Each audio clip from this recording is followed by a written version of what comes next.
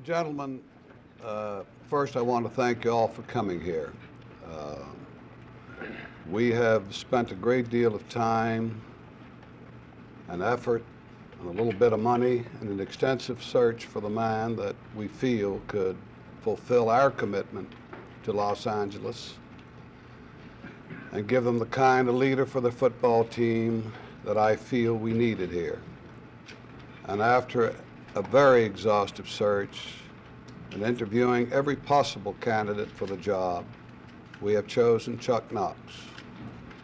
I think that after you get to know him and see the way he does things, that you will feel as we do that our choice was a wise one. So gentlemen, I give you our new head coach, Chuck Knox.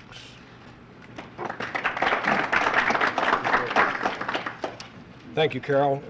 Gentlemen, needless to say, I'm very flattered and honored to have been selected for this position. I say that because I've always had high regard for the Los Angeles Rams. I have even more regard for it now than I ever had because I think you have the finest ownership in professional football, the finest owner in Carroll Rosenbloom. I think that you have an ownership here that is dedicated to winning, and I'm hoping that together we can bring to Los Angeles and to California a winning football team. Chuck, excuse me, could you give us a candid appraisal, yours, of the Los Angeles Rams, coming from a team where you coached and beat them almost double the score? Well, I have a lot of respect for the Los Angeles Rams personnel, and my first task here after I've gotten my staff selected and after tomorrow when I'm going to interview all of the members of the current staff who might be interested in staying, the next thing that I'm going to do is look and study all the game films, evaluate the personnel, see where the strengths are, see where the weaknesses are, and at that time I would be better prepared to tell you what my observations of the Los Angeles Rams as far as the personnel is concerned. There's been some talk that you want a quarterback, or the Rams are looking for a quarterback. How do you feel now about Gabriel? Is Gabriel your type of quarterback that you would like to have? Well, let me just say this. I've watched Roman Gabriel play, and I'm very anxious to have an opportunity to sit down and discuss with Roman Gabriel what part he plans on playing as far as the Los Angeles Rams in 1973 are concerned. I'll say this to you, that I've always believed that it takes a team effort to win, that we don't think of our football team in terms of a defensive team or an offensive team or special teams. We're thinking in terms of 47 people. One man does not a football team make. I know that's been said many times, but I really believe that. And I'm anxious to have an opportunity to sit down not only with Roman Gabriel, but I want to sit down and talk individually with every member of the Los Angeles Ram football team and every member of their cab squad and find out what their goals are and have a long talk with them as to what my plans are and how we feel about going about putting 47 people together that care enough about winning to do the things that you have to do to win at that time.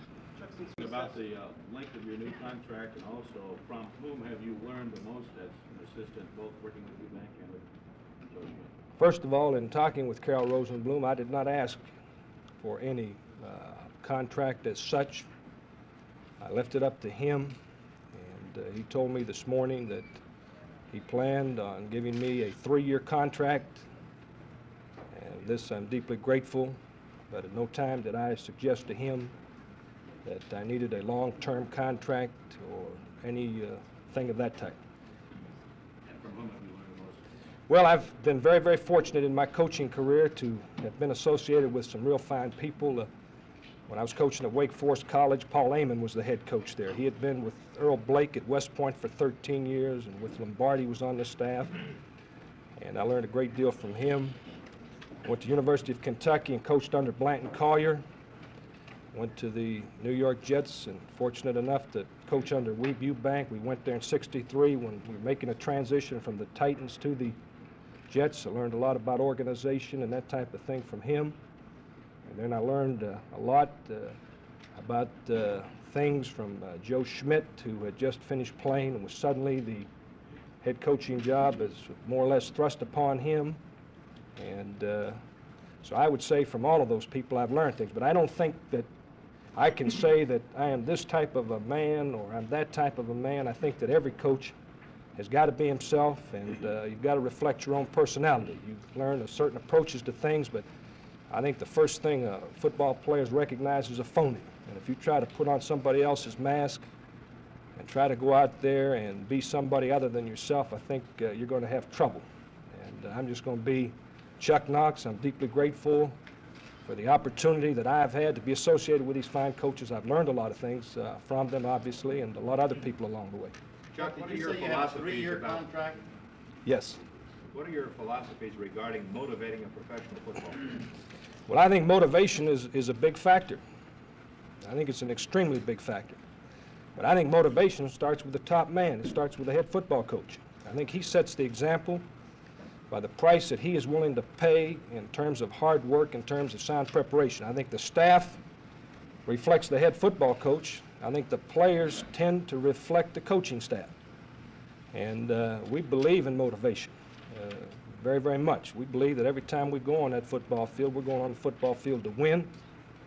And motivation certainly is a big factor in everything we do. But we would like to start out as a coaching staff by having the motivation emanate from the coaches in terms of the price that we're going to pay in terms of hard work. And I just can't overemphasize that particular word. We're going to do whatever we have to do to win. Coach, as an outside observer last year, how would you evaluate the Rams' performance in terms of their ability? Well, that's a very, very difficult question to ask. I saw the Rams in films when they looked extremely good and other times when they did not look so good. I'm just going to sit down in the weeks to come and for hours and hours and look at the films and make an honest evaluation of the personnel, what they were trying to do, and what they were asked to do. Coach, there's a little bit of a trend or going toward a running quarterback. How do you feel about that? Well, there is always a trend attached to anybody that wins. If you win running the football, everybody says there's a trend towards running.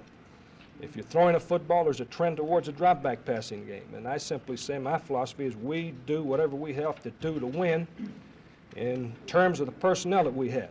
We're not going to come in here and say we're going to run an option type of game as far as a running game is concerned like we did at Detroit with Greg Landry if we do not have a quarterback that can do that type of thing. We're not going to ask any of our players to do something that they cannot do. We want to build upon the skills that exist on our football team, both offensively and defensively. And we're not going to think in terms of ball control game or big play type game. We're going to want to be able to do whatever we have to do to win. If it takes a big play to win, well, let's go win it.